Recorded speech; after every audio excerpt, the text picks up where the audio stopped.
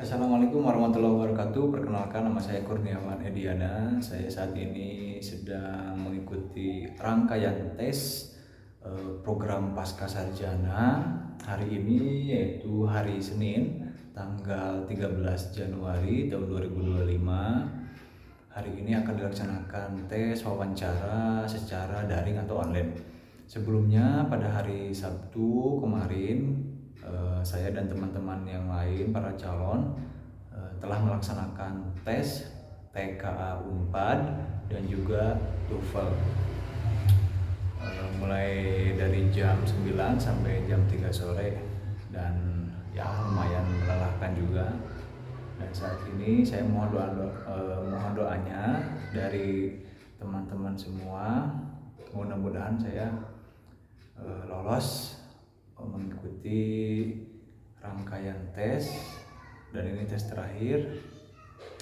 Mudah-mudahan saya lolos dan menjadi mahasiswa pasca sarjana di kampus Telkom University, yang insya Allah saya mengambil jurusan manajemen.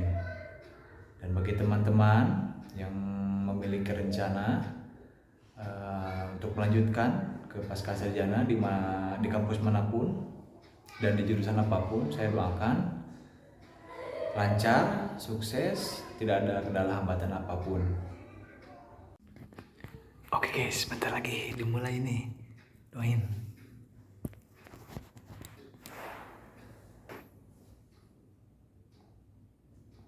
Ya, siang Mbak. Ya Pak, baik sudah siap? Insya Allah. Baik, kami assign ke breakout room, silakan untuk join. Ya.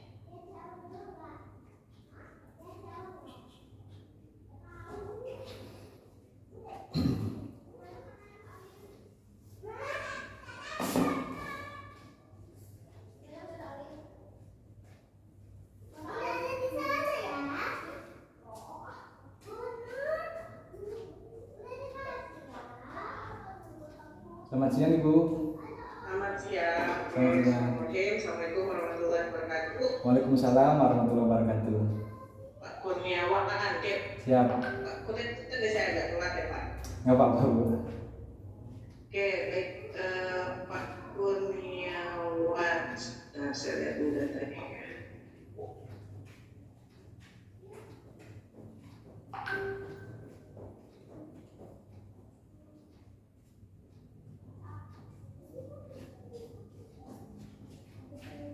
Oke, baik Pak, perkenalkan nama saya Ibu Puspitawasari. Saya biasa dipanggil dengan Ibu Bibit. Siap. Saya adalah dosen MM dengan keahlian saya di bidang human capital.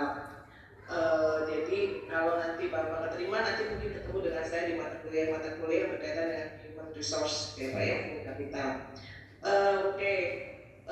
Boleh diperkenalkan Pak nama lengkap, nama panggilan, awal asal domisili di mana, dan bekerja di mana, terus S1-nya di mana, prodi apa, tahun berapa, sudah berkeluarga, dan sebagainya. Boleh Pak jangan perkenalkan Pak.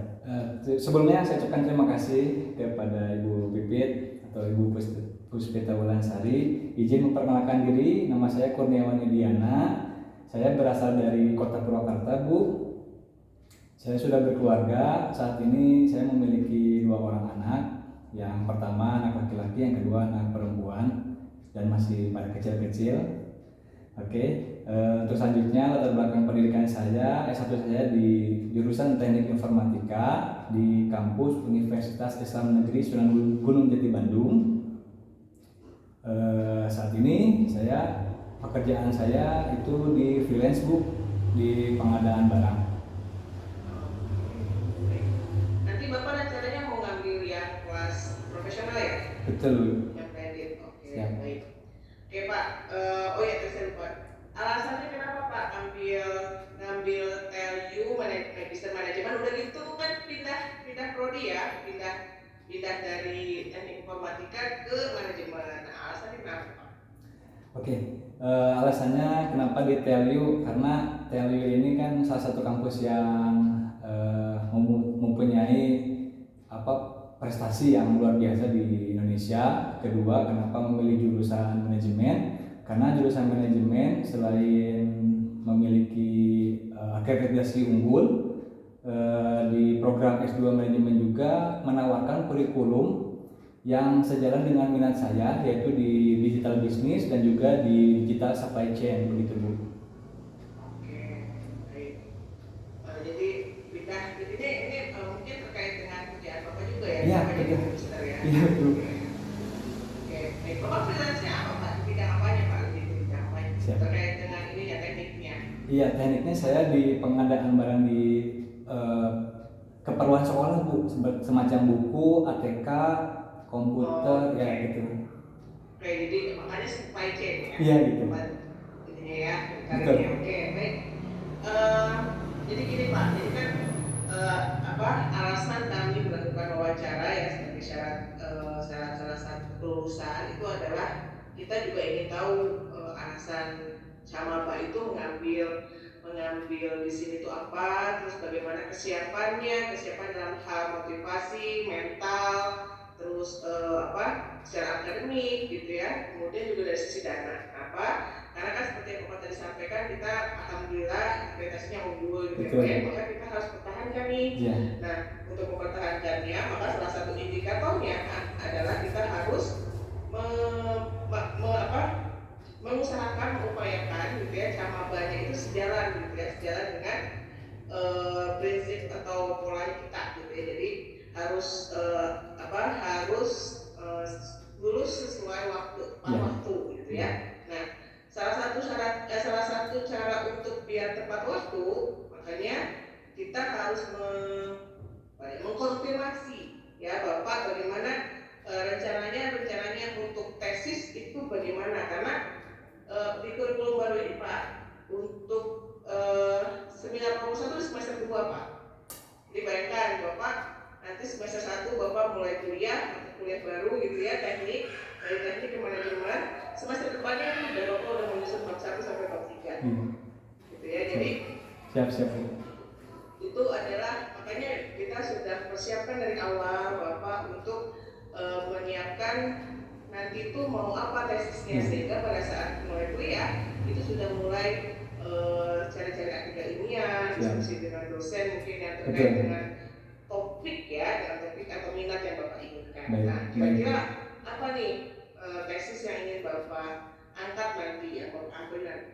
Baik, untuk rencana sementara ini Bu, rencana penelitian saya itu di digitalisasi rantai pasok untuk meningkatkan efisiensi operasional, studi kasusnya pada UMKM. Oke, UMKM di Purwakarta. Betul. Purwakarta. Ya, betul Bu. Bagus Pak. Jadi digitalisasi ini ya, supply chain ya. Betul. Oke, nanti bisa diskusi dengan Bu Ine tuh nanti ya. Siap. Masih misalnya Bapak gabung. Amin. Oke, tadi berarti untuk mendukung tesis tadi Pak, rencana Bapak tesis gitu ya, sudah baca-baca artikel ilmiah? Sedikit sih Bu. Sedikit tapi sudah baca. Iya, sudah baca, betul.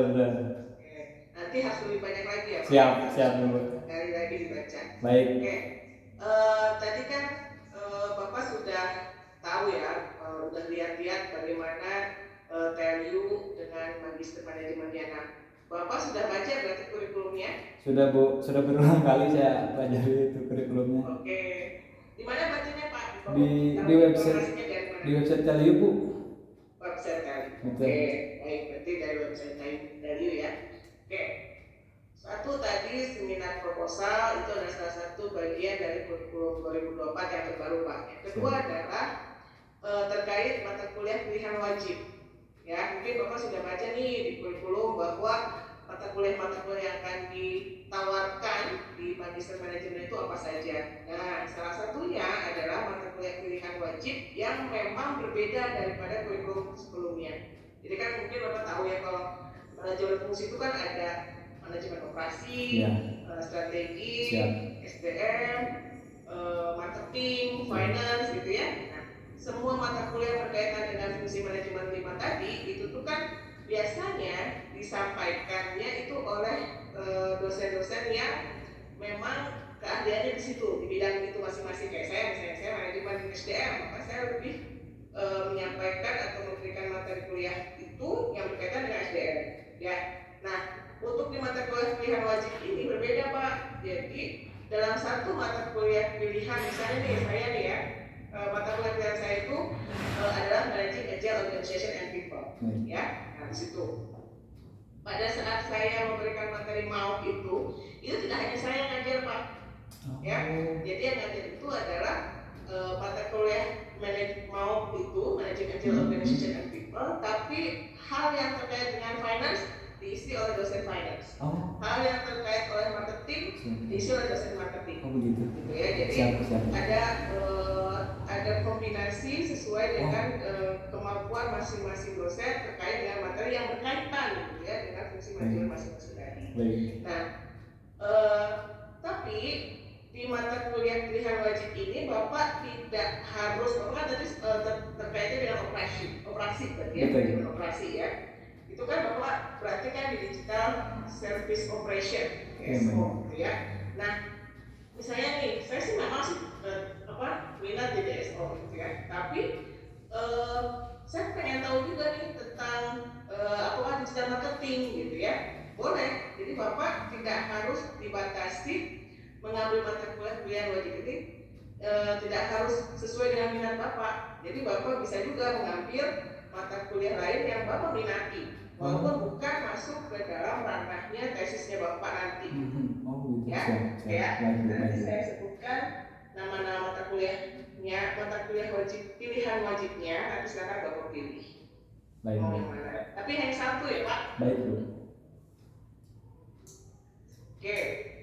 Pilihannya adalah startup development, kemudian digital service operation, kemudian managing agile organization and people, kemudian digital business strategy, kemudian financial technology, kemudian digital marketing, terakhir public service innovation. Bapak mau ngambil yang mana? Saya ingin mengambil digital business strategi Bu. Oke, nah itu kan berarti beda ya. Kalau Bapak sesuai dengan supply chain, nanti kan digital service operation harusnya. Iya. Ya. Oke, tidak masalah, boleh. Oke, baik. Oke, Bapak dalam hal pekerjaan sehari-hari tadi yang sebagai pengadaan barang tadi, apakah pekerjaannya terkait dengan digitalisasi? Sehari-hari kita hariannya memang berhubungan dengan teknologi digitalisasi? Kalau sehari-hari sih paling ini Bu, bio WhatsApp aja sementara itu. Oh gitu. Iya. Tapi dalam hal misalnya dalam hal pengiriman barangnya atau seperti apa sih sistem pengirimannya gitu-gitu belum ya? Belum Bu, masih manual. Iya. Ya. Tapi sudah inilah insya Allah ya sudah familiar lah ya. Iya, insya Allah. Digitalisasi pasti mungkin untuk terlepas dari digitalisasi ya Pak ya. Iya betul. Oke. Baik. Tadi udah artikel udah ya. Kemudian nih Pak kan untuk tadi Bapak di mana Purwakarta ya? Kerjanya di sana berarti ya? Siap, betul Ibu. Purwakarta ya. Oke, nanti pada saat kuliah itu kan memang lebih banyaknya online Pak. Baik. Tapi ada pertemuan onsite. Bedanya kita dengan PJJ itu Pak, itu kita tetap online, tapi online-nya kita tetap muka. Baik. Kalau PJJ kan enggak, jadi benar-benar online itu nggak ada tatap muka, ya tatap mukanya justru cuma 4 kali, tapi itu juga secara online. Tapi kalau di profesional sama eksekutif itu kita sebenarnya fully-nya tatap muka, gitu ya. Cuman nanti ada 4 pertemuan, gitu ya, yang harus onsite. Oh iya, siap. Ya, tapi Bapak nggak akan begini ya, tidak masalah ya. Tidak masalah. Karena waktunya cuma satu. Ini apa siapa? Oh iya, sama sih kalau yang onsite itu cuma Jumat dan Sabtu saja Pak. Jadi insya Allah kita usahakan yang semuanya pada bisa jadwalnya. Ya, insya Allah bisa. Ya aman. Oke, berarti dengan komitmen Bapak, apalagi kan sudah berkeluarga. Kenapa saya nanya keluarga? Karena kan ini berkaitan dengan apa ya? Waktu. Betul. Kemudian komitmen Bapak untuk menyelesaikan sesuai tepat waktu dan juga terkait dana. Betul. Ya. Karena krusial ya. 3 hal ini sangat menentukan apakah mahasiswa tersebut dapat on time atau tidak, gitu ya. Kalau misalnya paling banyak di kelas profesional sama eksekutif itu susahnya memang terkait kerjaan Pak. Kalau keluarga, apalagi kalau bapak-bapak aman lah ya, pasti gitu ya, anak ya, gitu ya.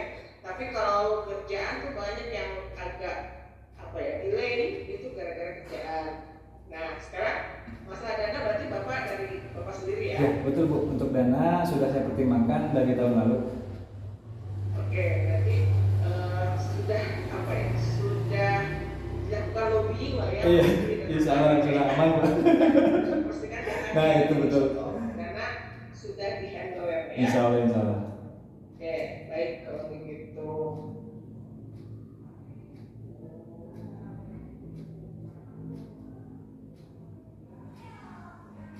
Oke, mungkin itu saja Pak yang ingin saya gali dari Bapak, gitu ya. Karena kesiapan mental sih, saya yakin Bapak mental sudah teruji lah ya, kalau udah punya keluarga, kerja udah berapa tahun gitu ya, pasti mental sudah oke. Tapi memang komitmen komitmen secara akademik itu yang memang harus benar-benar dijalani dengan baik Pak. Karena tadi terkait seminar proposal yang semester 2 itu, gitu ya, pengalaman kemarin saya bimbing beberapa mahasiswa profesional itu kendalanya memang kerjaan Pak. Ya, kerjaan satu, kedua adalah objek penelitian.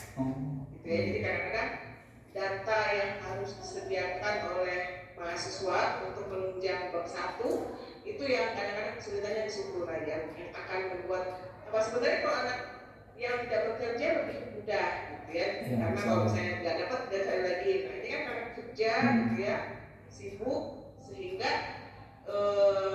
untuk mencari lagi dan mencari hal yang baru itu suka gitu ya. Nah, ini yang memang harus Bapak siapkan nanti di saat Bapak Bapak diterima gitu ya, nah itu harus sudah mulai dipikirkan. Ayah baik Bu.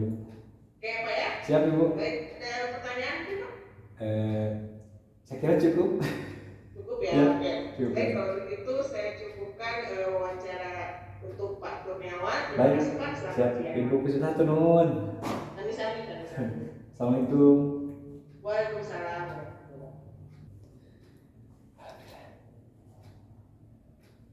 Halo, Mbak.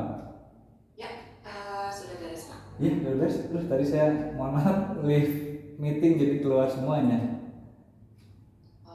Jadi saya ini masuk lagi ke ruangan breakout. Ini sudah beres apa belum? Udah selesai dengan Ibu Puspita. Oke. Kalau gitu boleh silakan diusut Pak. Oke. Makasih Mbak ya. Ya, terima kasih. Ya, Assalamualaikum. Waalaikumsalam. Baik.